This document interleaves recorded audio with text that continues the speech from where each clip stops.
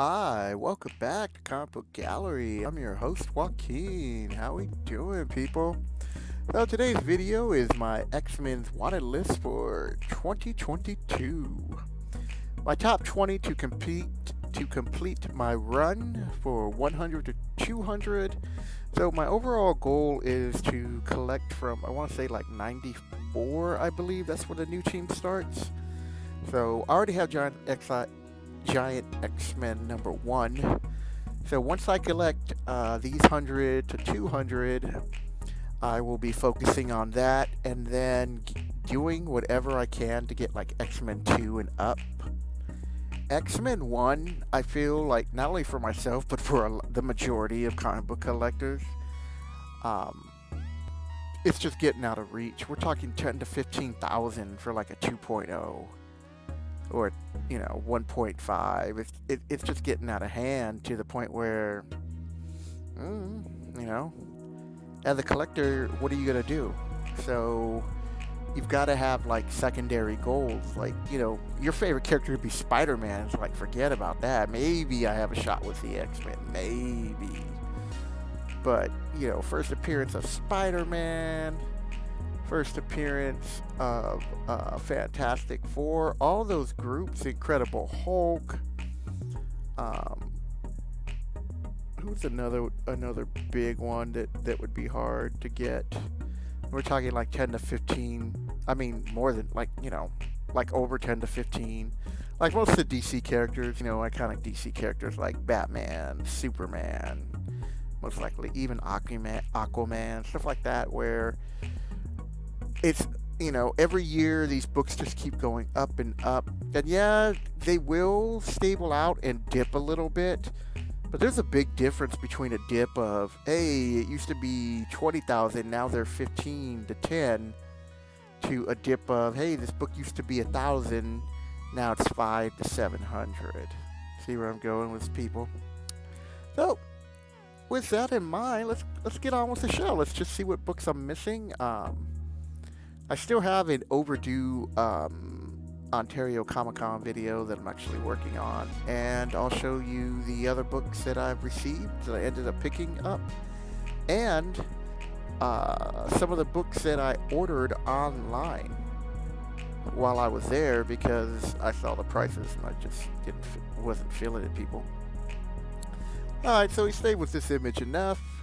Let's move on. So I'm going to be counting down. And they're not in a countdown order of value. They're in a countdown order of, we're going to start with 141. So, X-Men 141. I do have a copy of this, but it's pretty jacked up. So, I am looking for a better copy of this. It's Days of the Future Past. This is the second. Oh, this is the intro, because I have the second one. The second one, I have it a nice cover. So it's the first new Brotherhood of Evil Mutants, first appearance of Rachel, Phoenix 2, death of Franklin Richards, and I forget what world offhand, but, so, it's, like, I should do a video on Rachel Summers, because I really did like the character, especially later on when they brought her in.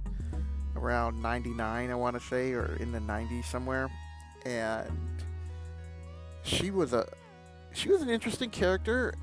They didn't overdo her with her powers, and she was just a kid struggling, with her existence and who she is, and her past and all that. So, like I said, I really got into her story. Like Kitty Pryde was one. What they've done with her now, I just roll my eyes every time I hear something new about Kitty Pryde. And that, once they pulled a marketing stunt just to have X-Men, just to have Gambit and Rogue married, and they call off that marriage, I was like, I'm done.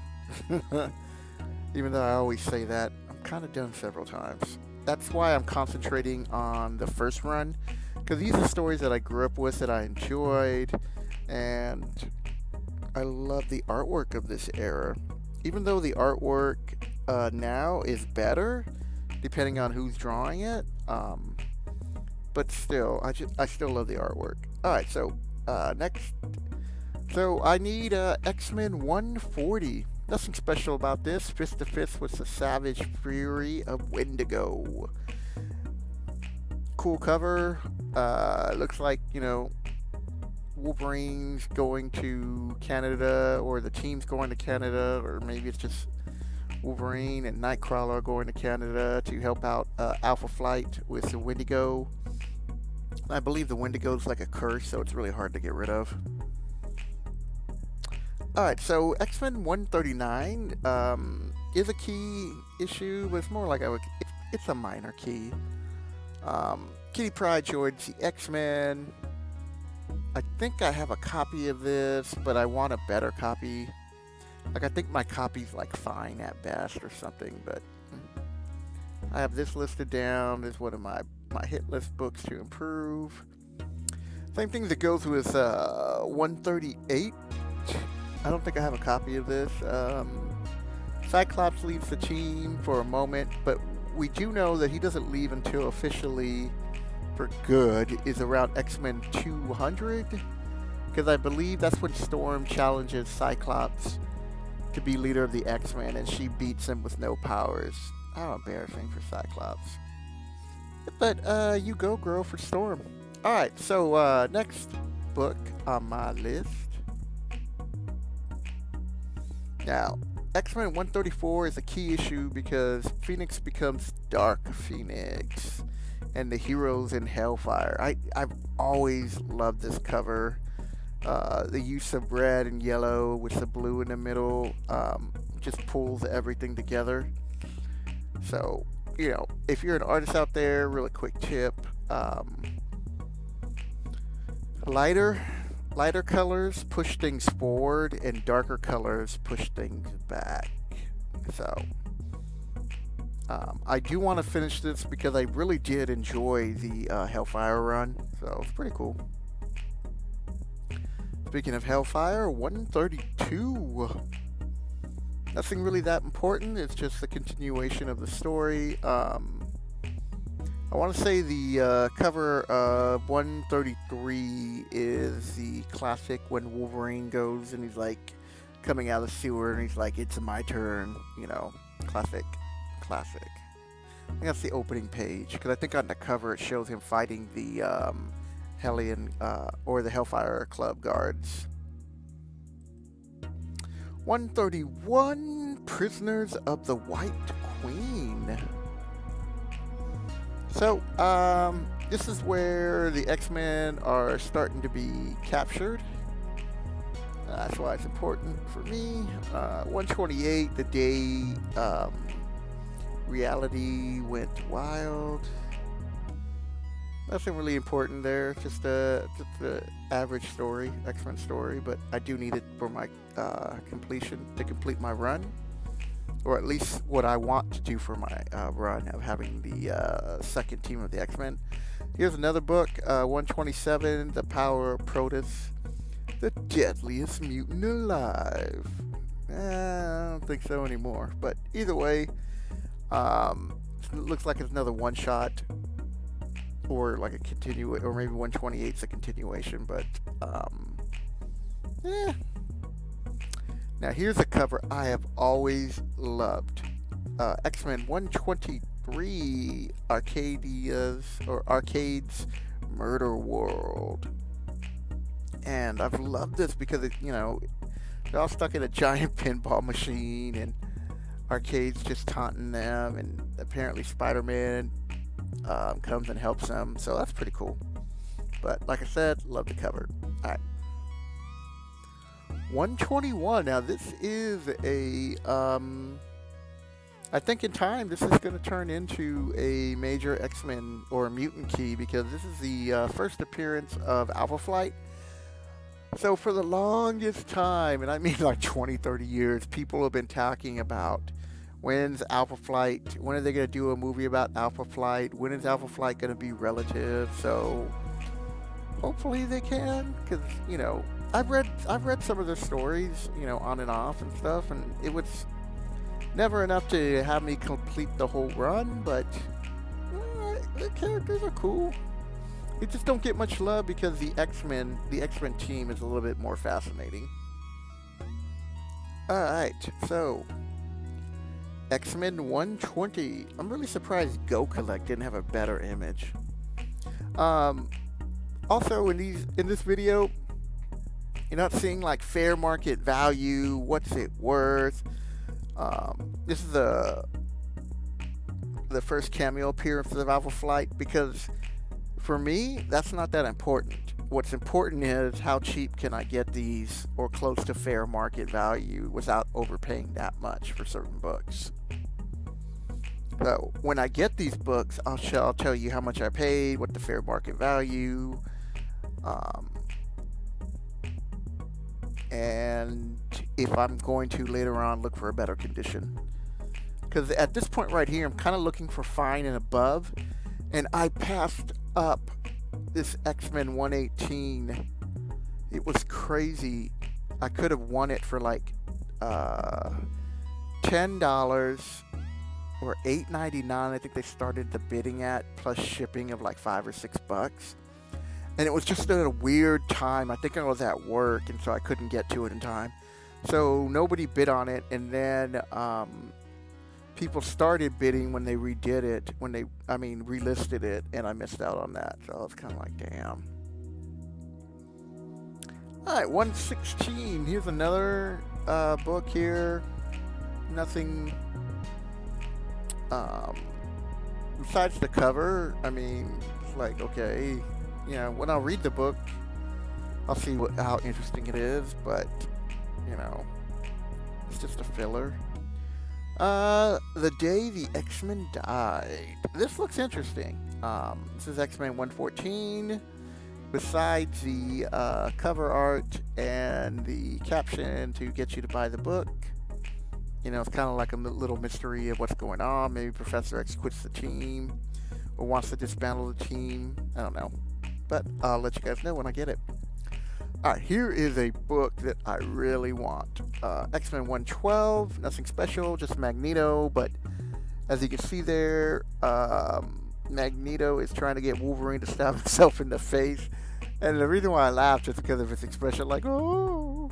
And second, I don't think Wolverine could technically bend his claws, his wrists that low like that, because his bones have to,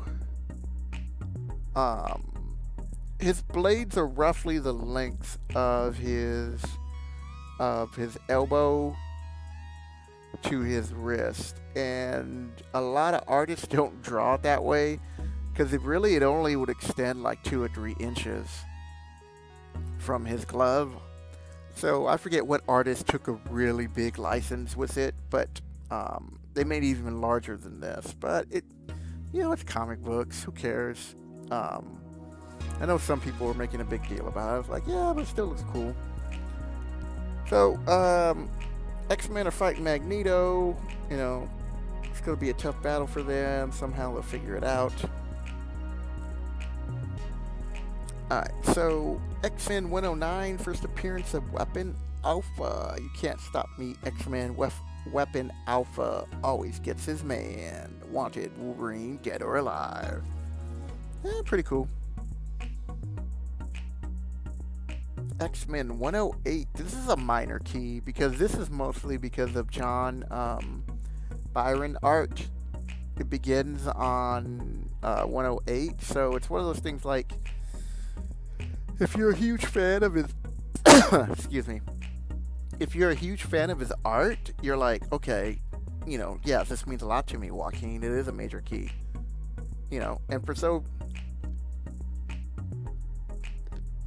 sorry, I had to take a sip. And for those people who love his art, I do like his art.